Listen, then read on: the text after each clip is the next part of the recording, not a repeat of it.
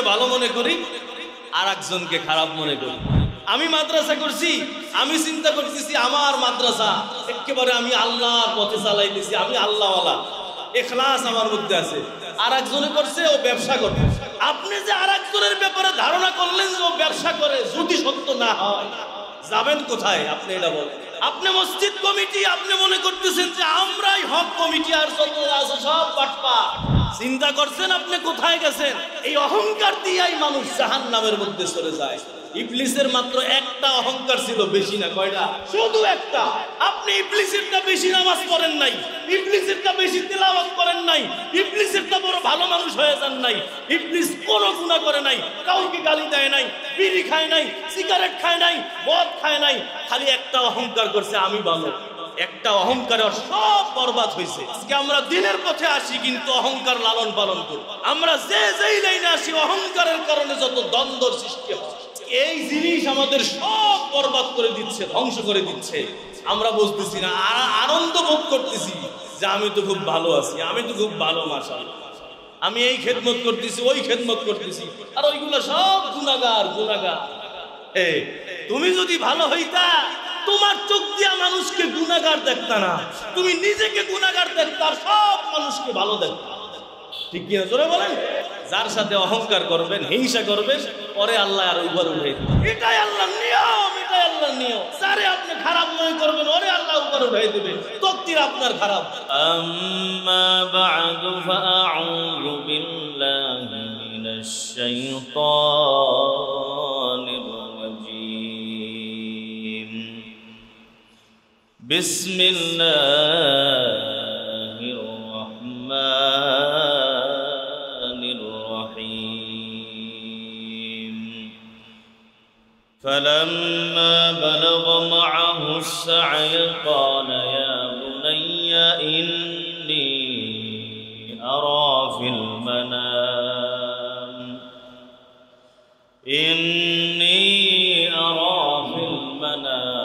أني أذبحك فانظر ماذا ترى. قال يا أبت افعل ما تؤمر ستجدني إن شاء الله من الصابرين. فلما أسلما وتله للجبين وناديناه أن يا إبراهيم قد صدقت الرؤيا إنا كذلك نجزي المحسنين.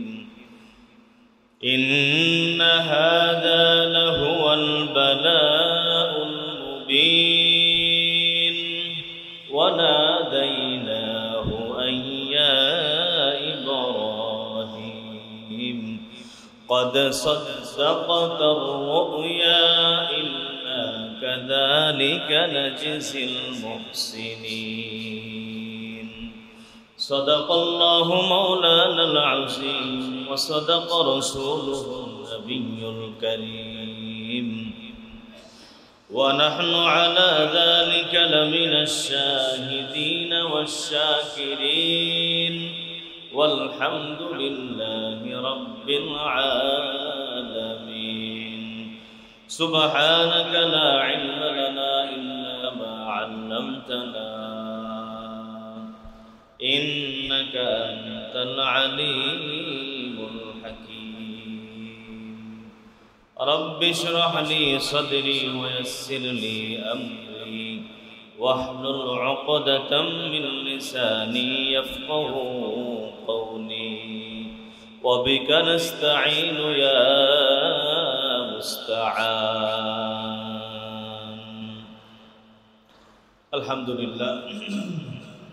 আল্লাহ জাল্লা জালালুহু ওয়া তাআলা শানুহু দরবারে আলী শান শুকর, যিনি দয়া করে, মায়া করে, মহব্বত করে, ভালোবেসে আপনাকে আমাকে তার মহান হুকুম পবিত্র জুমার নামাজ আদায়ের জন্য তার পবিত্র ঘর মসজিদে আগে আগে আসার বসার তৌফিক নসিব করেছেন। শুকরিয়া আদায় করি, বলি আলহামদুলিল্লাহ। আমাদের জিলহজ মাসের প্রথম দশক শুরু হয়ে গেছে। এই বিষয়ে আমরা গত সপ্তাহে আলোচনা করেছিলাম যে রমজানের পরে সবচেয়ে দামি হলো এই 10 দিন।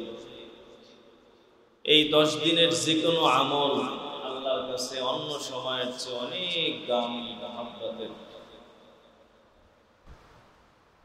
এই জন্য এই 10 দিনকে আমরা প্রত্যেকেই চেষ্টা করব গুরুত্বের সাথে এবং আমলের মধ্যে কাটানো।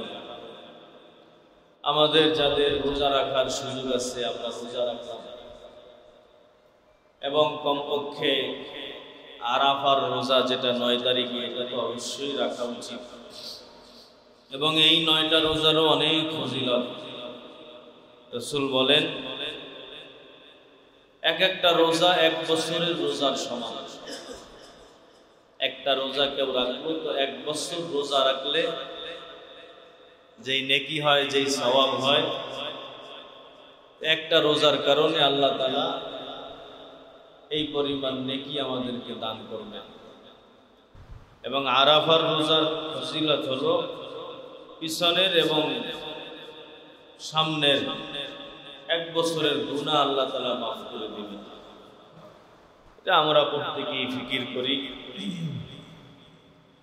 আমরা প্রত্যেকেই চেষ্টা করি যাতে এই 10টা দিন আমরা ইবাদত বন্দেগীর মধ্যে কাটাইতে পারি। আল্লাহ আমাদেরকে তৌফিক নসিব করেন। এবং এই কুরবানির পুরা ইতিহাস আমাদের ইব্রাহিম আলাইহিস সালাম এবং ইসমাঈল আলাইহিস সালামের ঘটনার সাথে সম্পৃক্ত। পুরা কুরবানির যত বিষয়াবলী আছে সব কিছু তাদেরকে কেন্দ্র করে হয়েছে। হজের বিষয়, কুরবানির বিষয়। ইব্রাহিম আলাইহিস সালামকে যখন নমরুদ আগুনের মধ্যে ফালাইল, আল্লাহ তাআলা অনেক পরীক্ষা নিয়েছেন ইব্রাহিম আলাইহিস সালাম। এই পরীক্ষা আমাদেরকে নিলে আমরা পাস করতে পারতাম না। আমরা তো সামান্য একটু পরীক্ষা আসলেই বিচলিত হয়ে যাই, ধৈর্য হারা হয়ে যায়। ইব্রাহিম আলাইহিস সালামকে এক এক ভাবে আল্লাহ পরীক্ষা নিয়েছেন। বড় পরীক্ষা হলো নমরুদ আগুনের মধ্যে ফেলাইছে। কি আশ্চর্য বিষয়! ওনাকে ফেরেশতারা সাহায্য করার জন্য আসছেন। উনি বলছেন যে না, তোমাদের সাহায্যের আমার দরকার নাই, যে আমার মালিক সেই তো দেখতেছে। সে যদি মনে করেন যে আমাকে সাহায্য করা লাগে তো সে করবে, সে আমাকে রক্ষা করবে। বাস আগুনের মধ্যে তাকে ফালানো হয়েছে। আগুনকে আল্লাহ তাআলা আরামদায়ক ঠান্ডা বানিয়ে দিয়েছেন। ইয়া নারু কুনি বারদান ওয়া সালামান আলা ইব্রাহিম, হে আগুন তুমি ঠান্ডা হও, কিন্তু আরামদায়ক ঠান্ডা, বেশি ঠান্ডা না যে ঠান্ডা লেগে যাবে। যেই আল্লাহ তাআলা আগুনের মধ্যে গরম হওয়ার ক্ষমতা দিয়েছেন, ওই আল্লাহ তাআলা আগুনকে ঠান্ডা বানাইতে পারেননি? হ্যাঁ, সব আল্লাহর ইচ্ছা। আল্লাহ তাআলা এই পরীক্ষার মধ্যে ইব্রাহিম আলাইহিস সালামকে পাস করাইছে। এরপরে দিলেন এক কঠিন পরীক্ষা, সন্তানকে জবাই করো, কুরবানি করো। মারাত্মক এক কঠিন পরীক্ষা, সন্তান হয়ই না। বুড়া বয়সে গিয়ে অনেক পরে গিয়ে এক সন্তান হয়েছে। তো আল্লাহ তাআলা তাকে আবার কুরবানি করার জন্য বলছেন। এই পরীক্ষাও নবী পাস করেছেন। এই আগুন থেকে বের হওয়ার পরে ইব্রাহিম আলাইহিস সালাম বলেন, ক্বালা ইন্নী যাহিবুন ইলা রাব্বি সায়াহদিন, আমি আমার রবের দিকে চলে যাব। সায়াহদিন, আমার রবই আমাকে রাস্তা দেখাবে। উনি যেখানে থাকতেন বাবেল, ইরাক, এর একটা শহর বাবেল। এই শহর থেকে উনি হিজরত করা শুরু করছেন, মিশরে গেছেন। ইন্নী যাহিবুন ইলা রাব্বি, আমি আমার রবের দিকে যাব, সায়াহদিন, সে আমাকে রাস্তা দেখাবে। এই মিশরের দিকে যখন যাইতেছিলেন তখন মিশরের বাদশা ছিল সাদেফ ইবনে সাদেফ, ফেরাউন। মিশরের যেই বাদশা আসতো ওই বাদশার নামই হইতো ফেরাউন, কিন্তু তার আসল নাম সাদেফ ইবনে সাদেফ। ইব্রাহিম আলাইহিস সালাতু ওয়াস সালামের সাথে ছিলেন তার বিবি সারা আলাইহিস সালাম। এই সারা আলাইহিস সালাম ছিলেন বিশ্ব সুন্দরী, অনেক সুন্দর। ওই জালেমের কাছে এই সংবাদ হয়ে গেছে বাদশার কাছে যে আপনার এলাকার মধ্যে একজন সুন্দরী নারী আসছে, যাইতেছে এলাকা দিয়ে। ওই ফিরাউন তখন সাদেফ ইবনে সাদেফ, মিশরের বাদশা, সে তখন লোক পাঠাইছে ইব্রাহিম আলাইহিস সালামকে ধরে নেওয়ার জন্য। ইব্রাহিম আলাইহিস সালামকে নেওয়ার পর জিজ্ঞাসা করছেন যে তোমার সাথে ইনি কে? তো ওই সময় নিয়ম ছিল যদি ভাই বোন একসাথে থাকে, ভাই বোন, তো আর তারা অন্যায় কাজের জন্য নিয়ে যায় না। ইব্রাহিম আলাইহিস সালাম তখন ওই সাদেফ ইবনে সাদেফকে বলছেন যে ইনি আমার বোন। সব মুসলমানই তো ভাই বোন, তাই না? ওই সূত্রে বলছে, তার স্ত্রীকে সে বোন বলছে। বোন বলা যায়, স্বামীকে যেমন ভাই বলা যায়। তো পরে বোন বলার পরে উনি ছেড়ে দিছেন, তাহলে ঠিক আছে যাও। বিবির কাছে আইসা বলছেন যে দেখো আমি কিন্তু তাকে এইটা বলছি, তুমি কিন্তু এর উল্টা বইলো না, তুমি এইটাই বইলো। ওই জালেম বাদশা সারা আলাইহিস সালামকে নিয়ে তার অন্দরমহলে চলে গেছে। আল্লাহ রাব্বুল আলামিন তার পুরো বিল্ডিং এর সমস্ত দেয়ালকে কাঁচ বানিয়ে দিয়েছেন। ইব্রাহিম আলাইহিস সালামের জন্য গ্লাস বানিয়ে দিয়েছেন। ইব্রাহিম আলাইহিস সালাম ওই ওখানে বসে বসে সব দেখতেছেন, তার বিবিকে নিয়ে তার সাথে কি কি করা হচ্ছে। তাফসীরে মাজহারির মধ্যে লিখেছেন এর কারণ হলো যে ইব্রাহিম আলাইহিস সালাম অনেক আত্মমর্যাদা বোধ সম্পন্ন মানুষ ছিলেন, গায়রাতমান ছিলেন, গায়রাতে বাজদা ওনার। উনি একেবারে দেখতেছেন যে ওনার বিবির সাথে কি কি মুআমালা করা হচ্ছে। সারা আলাইহিস সালামকে যখন নেওয়া হয়েছে, ওই জালেম বাদশা এই সারা আলাইহিস সালামকে এত সুন্দরী দেখা ও আর দূরে থাকতে পারে নাই, গুনাহের ইচ্ছা করছে। যখনই গুনাহের ইচ্ছা করছে সাথে সাথে তার পুরা মহলের মধ্যে ভূমিকম্প শুরু হয়ে গেছে। আসলে যারা পবিত্র মানুষ, আল্লাহ তাদেরকে পবিত্র থাকার ব্যবস্থা করেছে। পুরা বিল্ডিং এ যখন ভূমিকম্প শুরু হয়েছে তো তাড়াতাড়ি বলে যে এই বিল্ডিং থেকে বের হও। এই বিল্ডিং থেকে বের হয়ে আর এক মহলের মধ্যে গেছে। ওখানেও গুনার ইচ্ছা করার পরে আল্লাহ তাআলা একেবারে পুরা বিল্ডিং এর মধ্যে কম্পন সৃষ্টি করে দিয়েছেন। ওই বিল্ডিং থেকে বের হয়ে আর এক মহলে গেছেন, ওখানে একই পরিস্থিতি। পরে সারা আলাইহিস সালাম এই পরিস্থিতি দেখে ছেড়ে দিছে, তার সাথে আর গুনাহ করতে পারে নাই।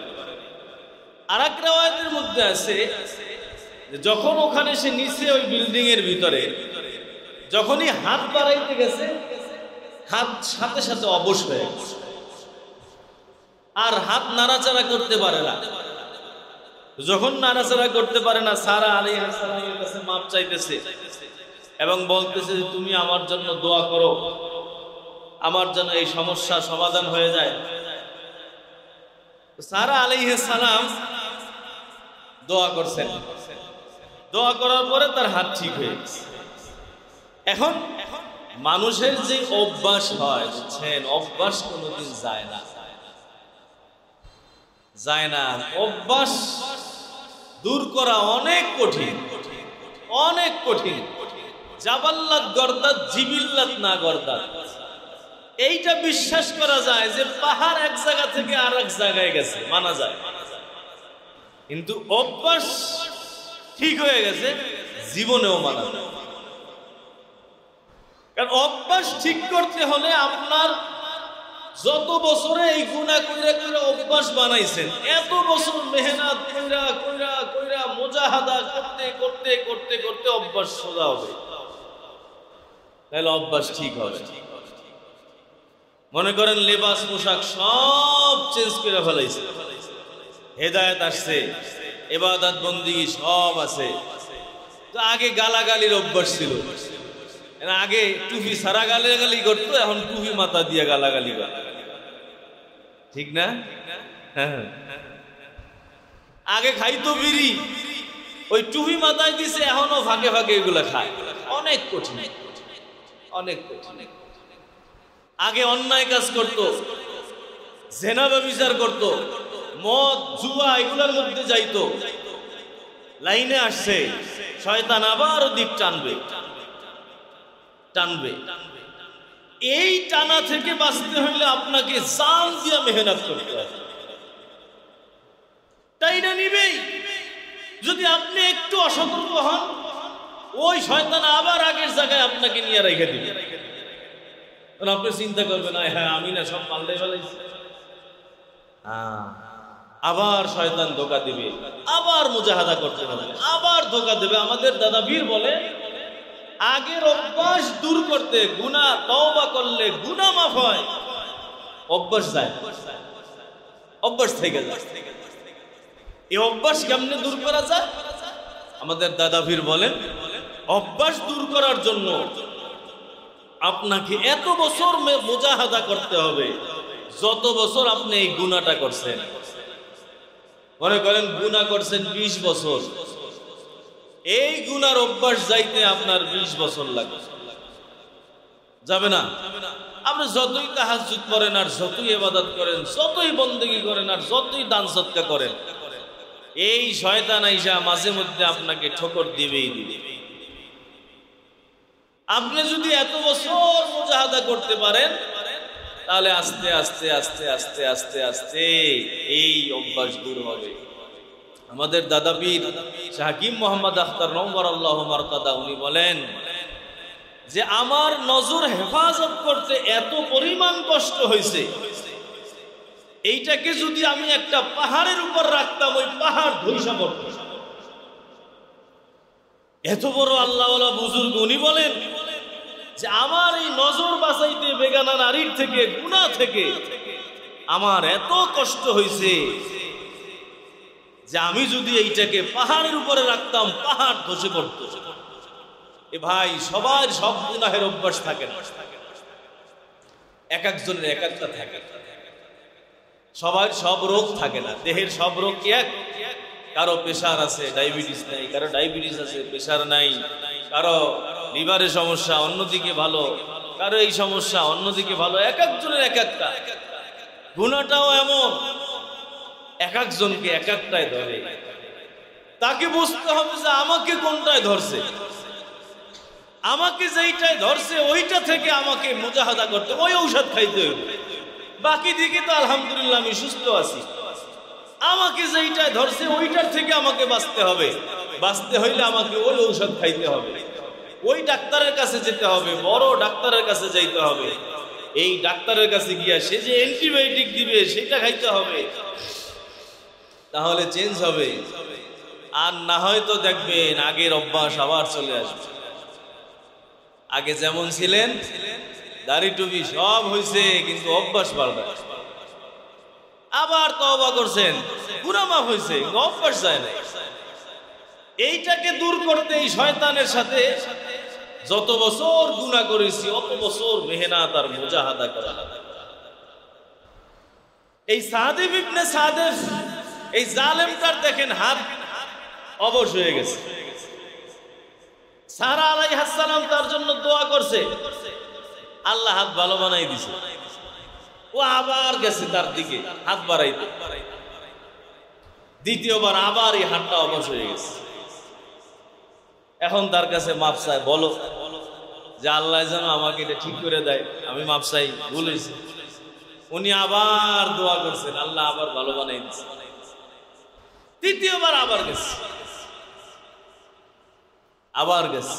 নফস মানুষকে শুধু গুনাহের দিকে নিয়ে যায়, গুনাহের দিকে নিয়ে যায়। অনেক কঠিন এটার সাথে মুজাহাদা কইরা বাঁচা। এই নফস আবার নিছে, তৃতীয়বার আবার তার হাত অবশ হয়ে গেছে। এখন একেবারে চূড়ান্ত তওবা করছে যে আমি একেবারে বললাম যে আর করব না, তুমি আমার জন্য দোয়া করো। সারা আলাইহিস সালাম তাফসীর মাজারির মধ্যে লিখছেন, সারা আলাইহিস সালাম আল্লাহর কাছে তখন দোয়া করছেন, আল্লাহ তাআলা তখন তার হাতটা ঠিক বানাই দিয়েছেন, হাত ঠিক হয়ে গেছে। ওই যে দোয়া করছে মুসিবত থেকে বাঁচছে, এই জন্য ওই সাদেব ইবনে সাদেব যে জালেম বাদশা, সে সারা আলাইহিস সালামকে একটা উপহার দিয়েছেন। কি উপহার?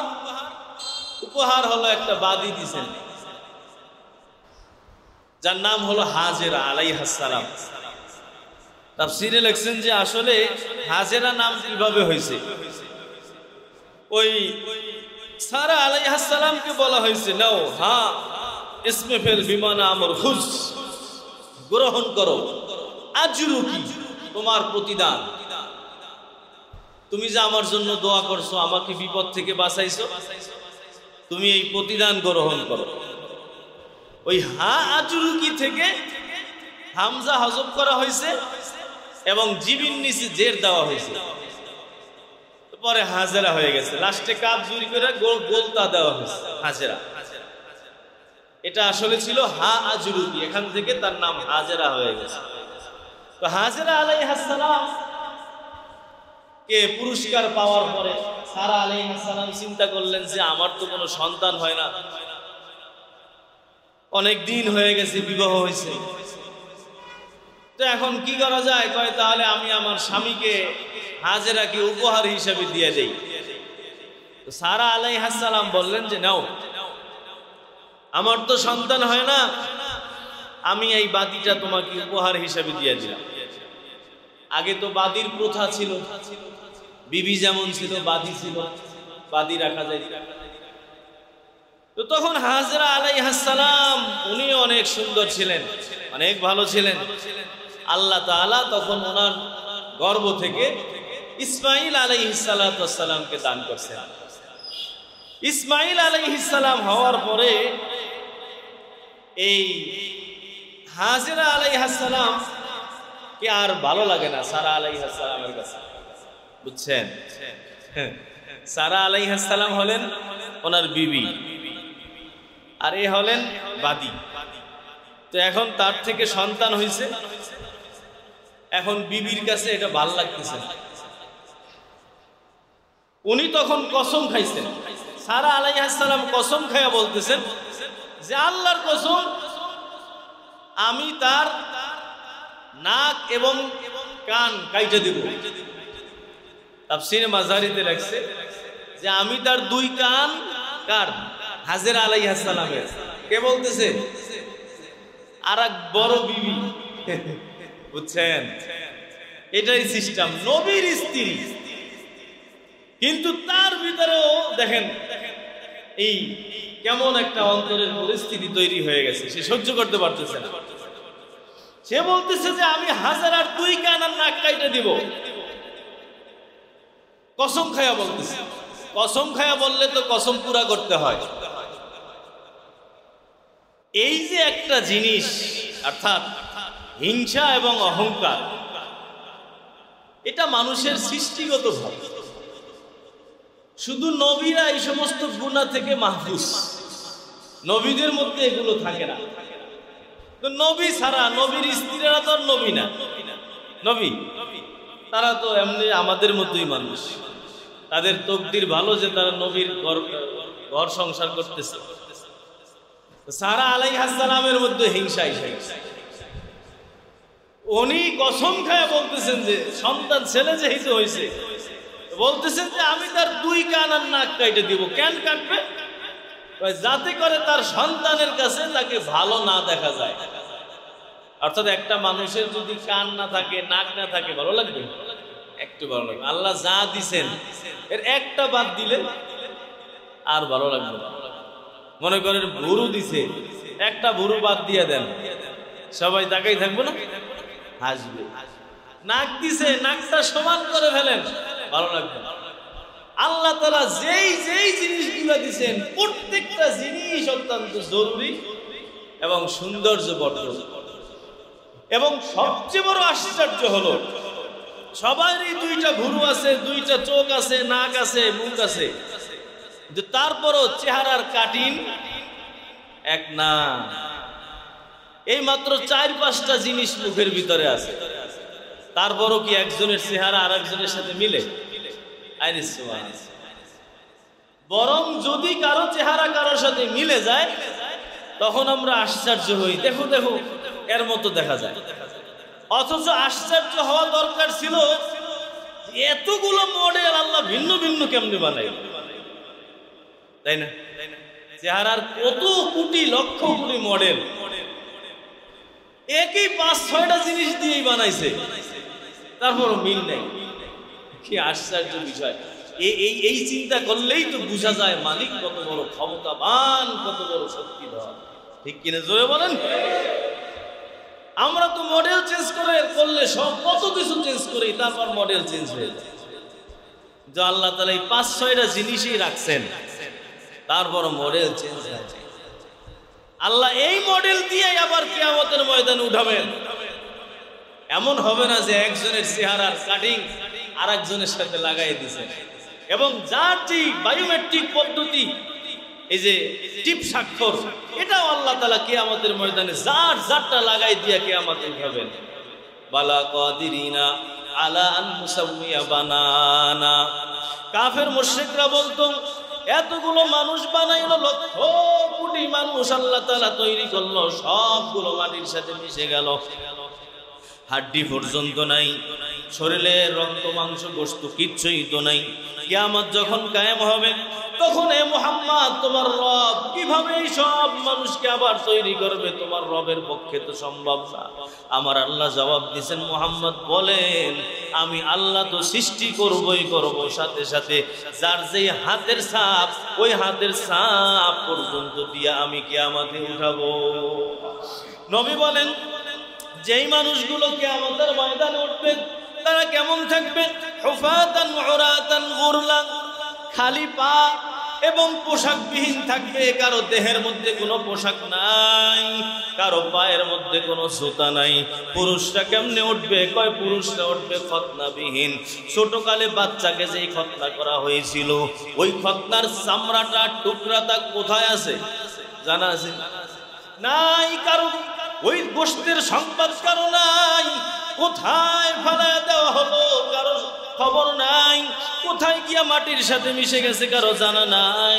কোন এক জায়গার মধ্যে মুসলমানি খতনা করা হলো, আর এক জায়গার মধ্যে তাকে দাফন করা হলো। আমার নবী বলেন ওই যে খতনার টুকরা অংশটা, যার যার অংশ আমার আল্লাহ তাআলা তার সাথে লাগাই দিবেন। কিয়ামতে বান্দা যার যার খতনার অংশ সাথে নিয়ে কে হাসরের ময়দানে যাবে। এর দ্বারা বোঝা যায় মালিক কত বড় ক্ষমতাধর। আমার আল্লাহ রাব্বুল আলামিন এই সব মানুষগুলোকে বানাইছেন, কারো চেহারার সাথে কারো মিল নেই, কারো অঙ্গ প্রত্যঙ্গের সাথে কারো কোনো মিল নেই। এক একজনকে আল্লাহ তাআলা এক এক রকম বানাইছেন। ওই সারা বলতেছেন আল্লাহর কসম আমি হাজার 2 কান নাক কেটে দিব।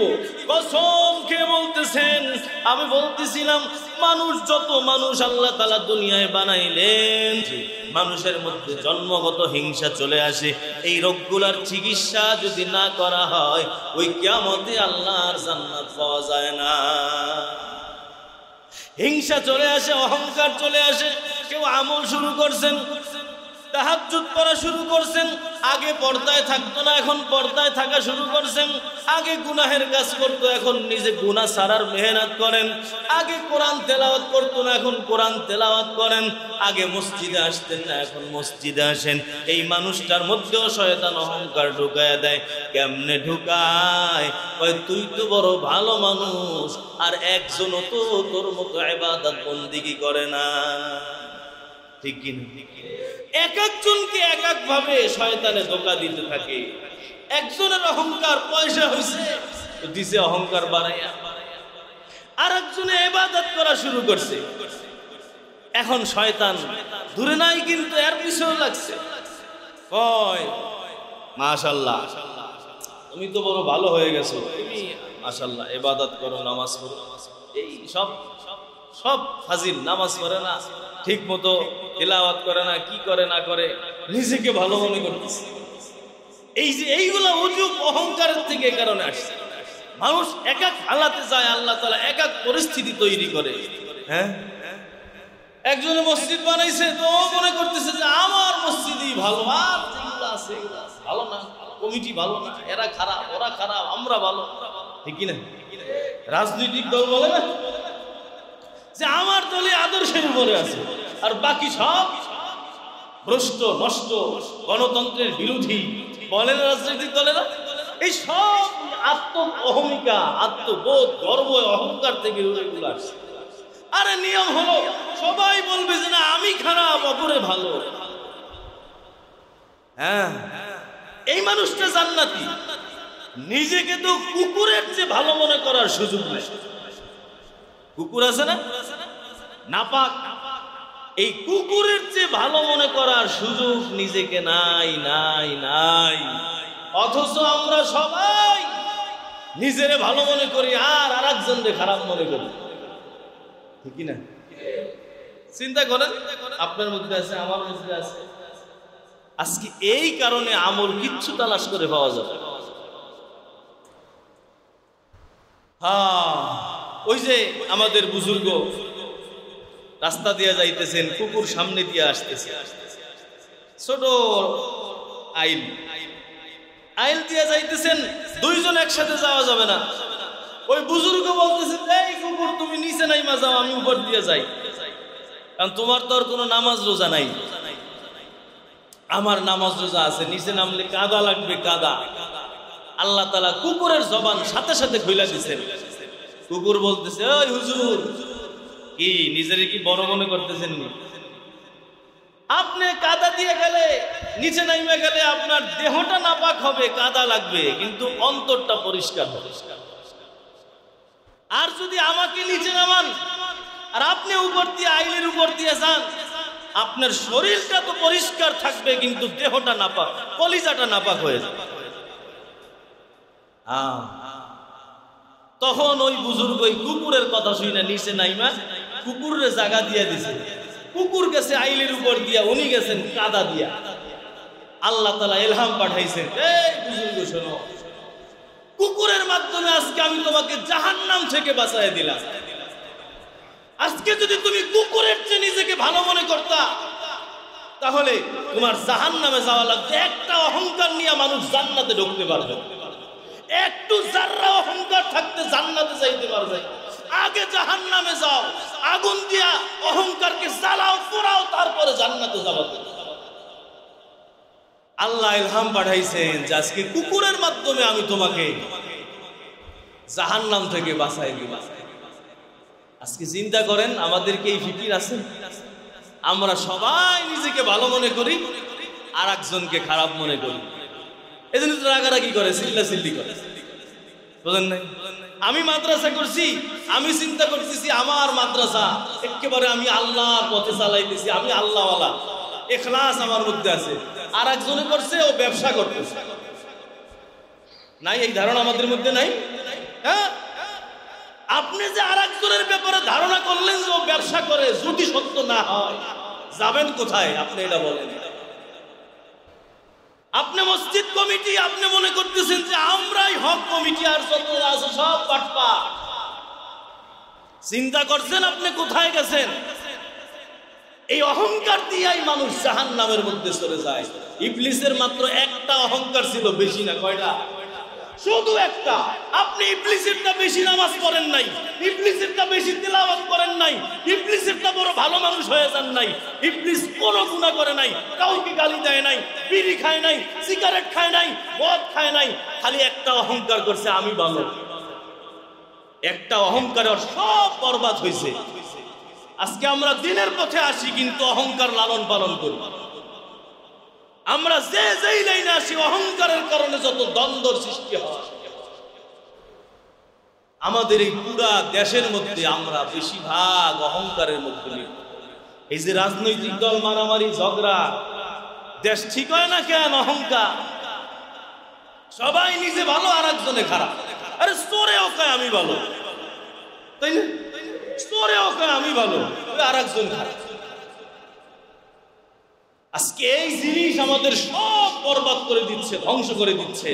আমরা বুঝতেছি না, আনন্দ ভোগ করতেছি যে আমি তো খুব ভালো আছি, আমি তো খুব ভালো, মাশাআল্লাহ, আমি এই খেদমত করতেছি, ওই খেদমত করতেছি, আর ওইগুলো সব গুনাহগার গুনাহগার। তুমি যদি ভালো হইতা, তোমার চোখ দিয়া মানুষকে গুনাহগার দেখতা না, তুমি নিজেকে গুনাহগার দেখতা, সব মানুষকে ভালো দেখতা। ঠিক কিনা জোরে বলেন? আজকে এই জিনিস আমাদের ধ্বংস করে দিল। সারা আলাইহিস সালাম ওনার মধ্যে চলে আসছে। উনি কসম খায়া কয় যে আমি আর দুই কান কাটবো আর নাক কাটবো। ইব্রাহিম আলাইহিস সালাম বলতেছেন, তুমি তো কসম খাইছো, কসম কেমনে পুরা করবা? কয় কেমনে পুরা করবো বলেন? কান তো কাটা যাইব না। কসম খাইছে কান কাটবে, কান কি কাটা যাবে? কাটতেই দিবে না কেউ। কয় তাহলে কি করবা? তার দুই কান আর নাক ফুটা করে দাও। দুই কান ফুটা করো আর নাক ফুটা করো। এই কান আর নাক ফুটা করার পরে হাজেরা আলাইহিস সালাম তখন নাকে কানের দুল পড়ছে আর নাকের কি পরে এটা পড়ছে। পরার পরে এখন সারা কয় আয় হায় হায় হায়, আমি তো কান নাক কাটতে চাইছিলাম যাতে খারাপ দেখা যায়, এখন তো আরো বেশি ভালো দেখা যায়। যার সাথে অহংকার করবেন, হিংসা করবেন, পরে আল্লাহ আর উপর উঠাই দিবেন। এটাই আল্লাহর নিয়ম, এটাই আল্লাহর নিয়ম। যারে আপনি খারাপ মনে করবেন, ওরে আল্লাহ উপর উঠাই দিবেন, তকদির আপনার খারাপ হবে। সারা কয় আয় হায়, আমি তো মনে করছিলাম যে আরো খারাপ দেখা যাইব, কিন্তু এখন তো দেখি আরো ভালো দেখা যায়। আল্লাহ যদি কেউ ভালো রাখতে চায়, আপনি পারবেন? ঠ্যাং ধরে নামাইতে পারবেন? জীবন জীবন। এই ওনার থেকে সন্তান হওয়ার পরে এখন সারা আলাইহিস সালাম বলে রাখা যাবে না এখানে, তুমি তার সাথে রাত্র যাপন করতে পারবা না, সব নিষেধাজ্ঞা চলে আসছে। এখানে থাকবে না, তাকে অন্য জায়গায় দিয়ে আসো, এবং তার সাথে তুমি রাত্র যাপন করতে পারবা না। তখন ইব্রাহিম আলাইহিস সালাম এই হাজেরা আলাইহিস সালাম আর ইসমাইল আলাইহিস সালামকে নিয়ে ওই মক্কা নগরীর দিকে রওনা দিয়েছে। ওখানে গিয়া তাকে রেখে আসছে। এই ঘটনা শুরু করলে তো শেষ হবে না। আগামী জুমা ইনশাআল্লাহ, আল্লাহ যদি আমাদেরকে তৌফিক দান করেন, এই বিষয়ে ইনশাআল্লাহ